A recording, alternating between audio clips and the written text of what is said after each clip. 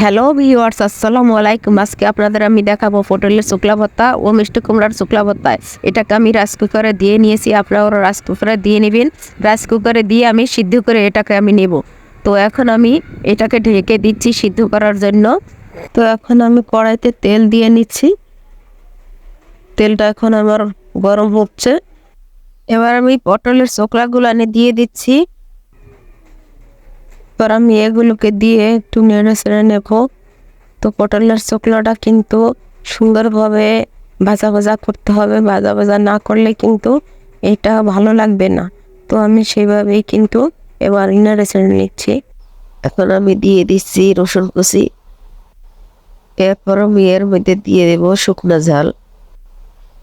এগুলো দিয়ে এখন আমি কিছুক্ষণ এটাকে নেড়ে চেড়ে নেব। তো নেড়ে চেড়ে নিয়ে একদম লাল লাল করে নেব। লাল লাল করে যদি আমি না নিই তাহলে কিন্তু ভর্তাটা একদমই মোটেও ভালো লাগবে না, আর পানি পানি থাকলে এটা কিন্তু পাঞ্চে পাঞ্চে লাগবে। তো এখন আমার প্রায় কিন্তু হয়ে গিয়েছে লাল লাল। আমি এবার এটাকে আমি নামিয়ে নিচ্ছি। এবার আমি এর মধ্যে দিয়ে দিচ্ছি মিষ্টি কুমড়ো চোকলা। এবার এই চোকলাটাকে এবার আমি নেড়ে চেড়ে নিচ্ছি।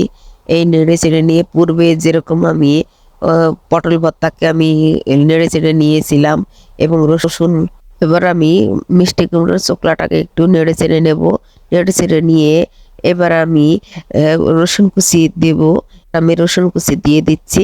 রসুন কুচি দিয়ে এবার এর মধ্যে দিয়ে দিচ্ছি আমি শুকনো জাল। শুকনো জাল দিয়ে একটু নাড়াচাড়া করব। নাড়াচাড়া করে এটাকে আমি পটলের চোকলার মতোই আমি একটু ভেজে নেব। ভেজে নিয়ে একদম লাল লাল বর্ণের করব। লাল লাল বর্ণ আমার প্রায় হয়ে গিয়েছে। এবার আমি পটলের চোকলা ভর্তা প্রথম আমি করব। তো পটলের চোকলা ভর্তা করার জন্য আমি সব কিছুই কিন্তু আগে দিয়েছি। এখন আমি শুধু একটু লবণ দিয়ে নেব। লবণ দিয়ে নিয়ে এবার আমি এটাকে বেটে নেব, সুন্দর করে বেটে নেব। আবার পাটার ভর্তা কিন্তু সব সময় ভালো লাগে, ব্লেন্ডারের ভর্তা কিন্তু বেশি একটা ভালো লাগে না। তো আমার ভর্তা প্রায় হয়ে গিয়েছে এবং আমি ভর্তা করতেছি। ভর্তাটা একটু মিহি করে করবেন, তাহলে কিন্তু ভালো লাগবে। এবার আমার ভর্তা একদম হয়ে গিয়েছে। দেখুন কত সুন্দর ভর্তাটা হয়েছে। এবার আমি কুমড়োর যে চোকলা ভর্তাটা এটাকেও কিন্তু আমি ওভাবেই ভর্তা করে নেব। ভর্তা করার জন্য শুধু আমি লবণটা দিয়ে নিয়েছি এবং লবণ দিয়ে এবার কিন্তু আমি বেটে নিচ্ছি। তো দেখুন আমার ভর্তাটা করা হয়ে গিয়েছে। ভর্তাটা, কুমড়োর ভর্তাটা খেতে এত সুস্বাদু এবং মজাদার। কুমড়োর ভর্তা চোকলার কিন্তু আমি ফেলাইনি, আপনারা কিন্তু এভাবে আমার মতন ট্রাই করে নেবেন।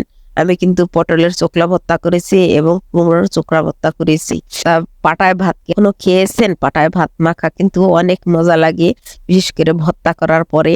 তো আমিও কিন্তু সেরকম করে পাটায় ভাত মাখাই আমরা খাচ্ছি।